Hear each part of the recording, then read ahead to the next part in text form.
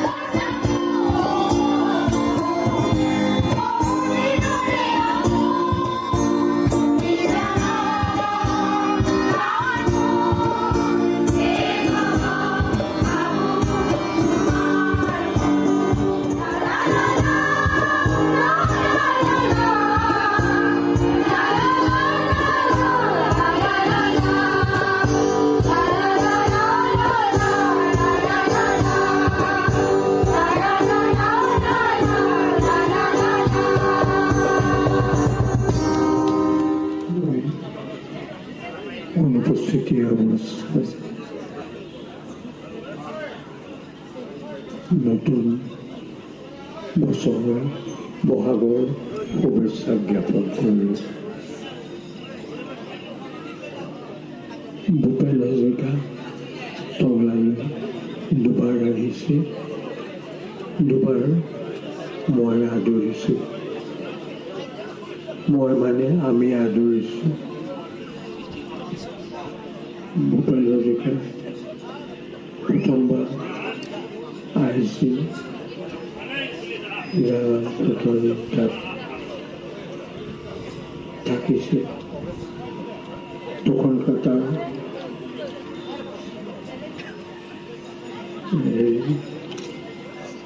হাইস্কুলখন বনোৱা সাহায্যৰ কাৰণে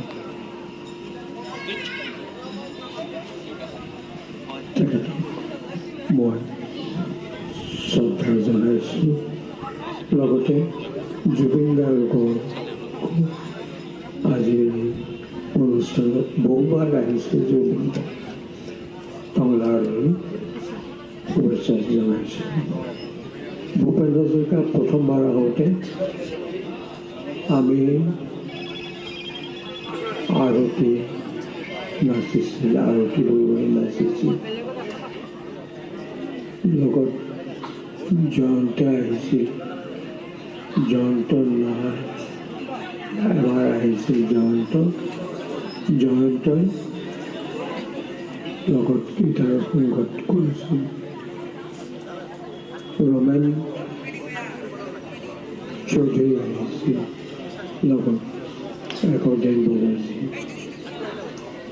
মই সকলোকে শ্ৰদ্ধা জনাই নতুন বছৰৰ শুভেচ্ছা জনাই জুবিন গাৰ্গৰ ভূপেন হাজৰিকাৰ শুভেচ্ছা জনাই মই বক্তব্য। আত্মীয় বা বন্ধু দুটা শৰীৰ এটা আত্মা বুলি ক'লেও ভুল নহয়। আমাৰ অতি আমি আচলতে গৌৰৱ বোধ কৰোঁ পবিত্ৰতা, সন্মানৰ পবিত্ৰতা। জুবিনদাৰ আজি দুটা শৰীৰ এটা আত্মা, আৰু আমাৰ মাজত আমি তেওঁক পাইছোঁ। জুবিনদা নাথাকিলেও জুবিনদাৰ প্ৰতিটো মুহূৰ্ত হাঁহি ধেমালি সকলোৰে সমভাগী বা সকলো মুহূৰ্তৰ সাক্ষী আটাইতকৈ ওচৰত থাকি তেওঁ যিখিনি আমাৰ টংলাৰ গৌৰৱ আগবঢ়াই আনিছিল বা গৌৰৱান্বিত কৰিছিল টংলাবাসীক, আজি আমাৰ মাজত আছে পবিত্ৰতা। আৰু পবিত্ৰতাৰ জৰিয়তে ইয়াৰ আমঠুগৰাকীলৈ যি শ্ৰদ্ধাঞ্জলি কাৰ্যসূচী আগবঢ়ালোঁ, আমি তেওঁক লৈ গৌৰৱ অনুভৱ কৰিছোঁ। আৰু তেওঁৰ এই অনুষ্ঠানটোৰ এই মুহূৰ্তত তেখেতৰ পৰা জুবিনদাৰ স্মৃতি ৰোমাঞ্চিত কৰি তোলা বা স্মৃতিৰে আমাক আপ্লুত কৰি তোলাৰ বাবে তেওঁৰ দুআষাৰ বক্তব্য শুনিব বিচাৰিছোঁ। এয়া পবিত্ৰতা। আটাইকে সেৱা জনাইছোঁ, নমস্কাৰ জনাইছোঁ। ভাৰত ৰত্ন ভূপেন হাজৰিকাদেৱ আৰু আমাৰ অতি মৰমৰ হিয়াৰ আমঠু জুবিন গাৰ্গ দেৱৰ যি শ্ৰদ্ধাঞ্জলি অনুষ্ঠান, এই অনুষ্ঠানত থাকিবলৈ পাই অতিশয় আনন্দিত হৈছোঁ।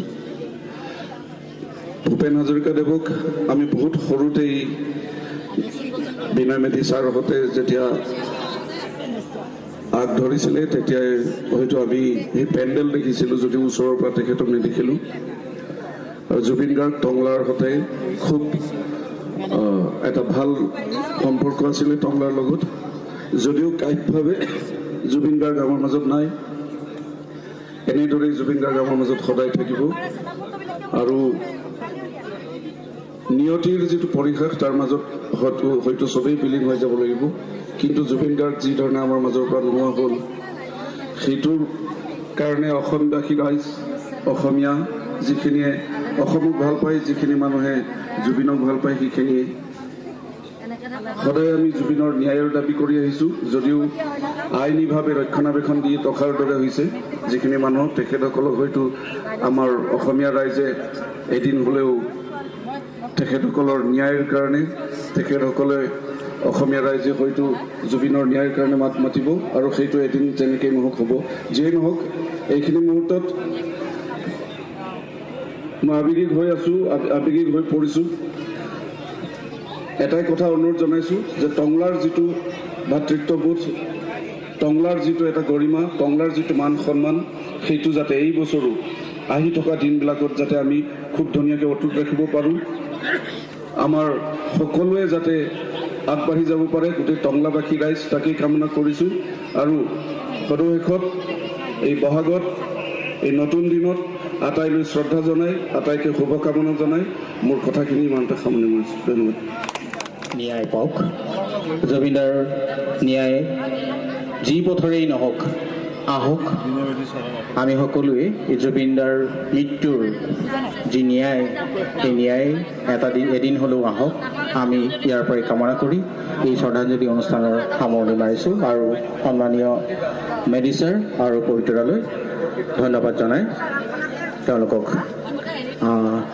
প্ৰভাতলৈ আসন গ্ৰহণৰ বাবে অনুৰোধ জনালোঁ। ধন্যবাদ।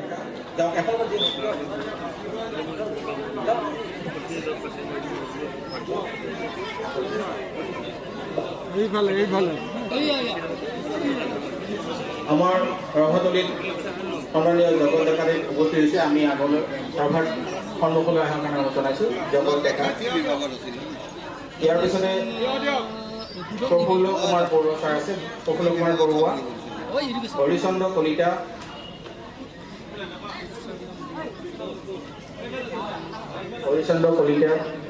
মহোদয়, তেওঁক উল্লেখ জনাব বিচাৰিছে।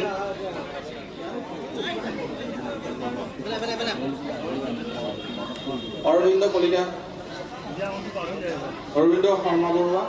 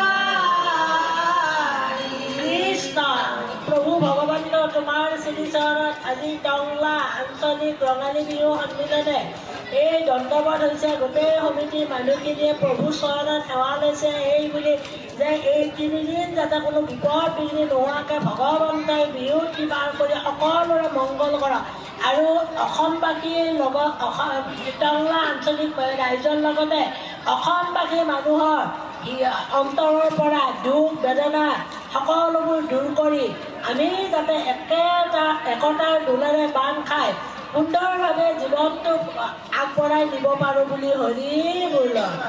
জয় ৰাম বোলা, জয় হৰি বোলা, কুশলতে হৰি বোলা, হৰি বোলা, হৰি বোলা, কৃষ্ণ কৃষ্ণ। হয়, নমস্কাৰ। পূৰ্বতে আমি বিহুৰ অলপ জনাইছোঁ নিউজ 24 পৰা। কি ক'ব আপোনালোকে টংলা অঞ্চলৰ টংলা অঞ্চলৰ প্ৰথমতে হ'লেও টংলা ৰঙালী বিহু সন্মিলনী বিহু উদযাপন সমিতিৰ তৰফৰ পৰা আমি টংলাবাসী ৰাইজলৈ তথা অসমবাসী ৰাইজলৈ বিহুৰ ওলগ যাচিছোঁ। আৰু এই বিহুতলীৰ পৰাই আমি টংলাবাসীক আহ্বান জনাব বিচাৰিছোঁ আমাক সকলোকে সহযোগিতা আগবঢ়োৱাৰ বাবে। আৰু আমি আজিৰ কাৰ্যসূচীৰ পতাকা উত্তোলন আৰু শ্বহীদ তৰ্পণ স্মৃতি তৰ্পণৰ উপৰিও আমি বিশেষকৈ ভাৰতৰত্ন ডক্টৰ ভূপেন হাজৰিকাৰ জন্ম শতবাৰ্ষিকী উপলক্ষে আমি তেখেতলৈ শ্ৰদ্ধাঞ্জলি যাচিছোঁ আমাৰ বিহু উদযাপন সমিতিৰ তৰফৰ পৰা।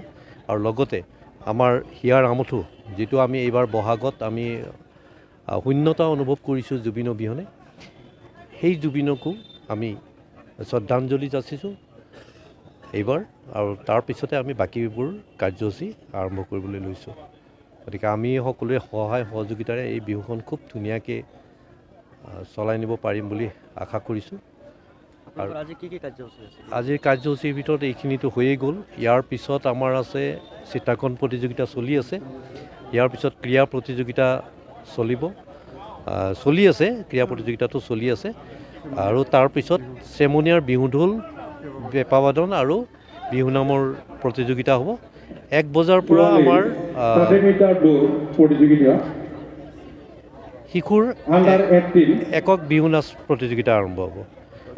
তাৰপিছত আমাৰ 4 বজাৰ পৰা চেমনীয়াৰ বিহু নাচ প্ৰতিযোগিতা, আৰু তাৰপিছতেই আমাৰ মাজতে আমি দুজন ব্যক্তিক সম্বৰ্ধনা জনাম, এজন আদৰ্শ খেতিয়ক আৰু এজন বাদ্যযন্ত্ৰী শিল্পী আমি সম্বৰ্ধনা জনাম। এই কাৰ্যসূচীত আজিৰ শিশুৰ আৰু চেমনীয়াৰ কাৰ্যসূচী, মানে চেমনীয়াৰ বিহু নাচ প্ৰতিযোগিতাৰ মাজেৰে আজিৰ কাৰ্যসূচীৰ অন্ত পৰিব। কিছু ৰাতি হ'ব এইটো কাৰ্যসূচীটো আমাৰ শেষ হওঁতে, কাৰণ যথেষ্ট প্ৰতিযোগীৰে অংশগ্ৰহণ কৰিছে। প্ৰায় 400 প্ৰতিযোগীয়ে আমাৰ এই প্ৰতিযোগিতাসমূহত অংশগ্ৰহণ কৰিছে ইতিমধ্যেই। গতিকে কিছু দেৰি হ'ব, সেইকাৰণে আজি আৰু আমাৰ তাৰপিছত আৰু বেলেগ কাৰ্যসূচী ৰখা নাই। কালিলৈ আমাৰ পুৱা 5 বজাত সদৌ অসম ভিত্তিত মাৰাথন প্ৰতিযোগিতা ৰাতিপুৱা 5 বজাতে আৰম্ভ হ'ব, যিটো আমাৰ SDPO ভিনচেণ্ট চৈলেনথাং ভাইপোই উদ্বোধন কৰিব। তাৰপিছতে 10 বজাত আমাৰ সাংস্কৃতিক শোভাযাত্ৰা আৰম্ভ হ'ব, আৰু তাৰপিছত আমাৰ ঠিক 4 বজাৰ লগে লগে হুঁচৰি প্ৰতিযোগিতা আৰম্ভ হ'ব, আৰু 5 বজাত আমাৰ আঞ্চলিক ভিত্তিত জেং বিহু প্ৰতিযোগিতা আৰম্ভ হ'ব, আৰু 6 বজাত আমাৰ মুকলি বিহু প্ৰতিযোগিতা আৰম্ভ হ'ব। তৃতীয় দিনৰ কাৰ্যসূচীৰ ভিতৰত আমাৰ অকল সাংস্কৃতিক সন্ধিয়াখন আছে।